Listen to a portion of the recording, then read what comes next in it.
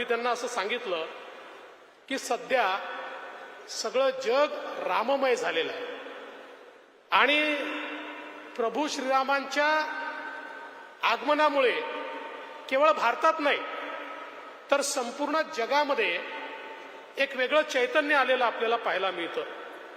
आज प्रभू श्रीरामांच्या प्राणप्रतिष्ठेकरता जगभरातले पाहुणे त्या ठिकाणी आले. कित्येक देशामध्ये मोठे मोठे सोहळे झाले. कॅनडामध्ये तिथल्या वर्तमानपत्रांनी छापलं की गुलामीची मानसिकता पुसून टाकण्यासाठी भारतानं मोठं काम केलं. नॉर्वे, इस्रायल यासारख्या देशांमध्ये मोठे कार्यक्रम झाले.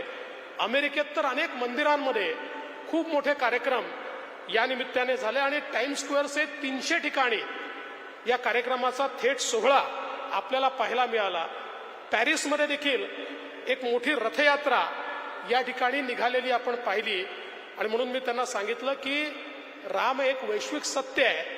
त्यामुळे तुम्हाला कार्यक्रम घ्यायचे आहेत तर तुम्ही मला विचारलंय काहीतरी सुचवा तर अख्खी दुबई राममय होईल अशा प्रकारचा कार्यक्रम घ्या आणि त्याचसोबत छत्रपती शिवरायांचं हे त्या ठिकाणी राज्याभिषेकाचं 350वं वर्ष आहे.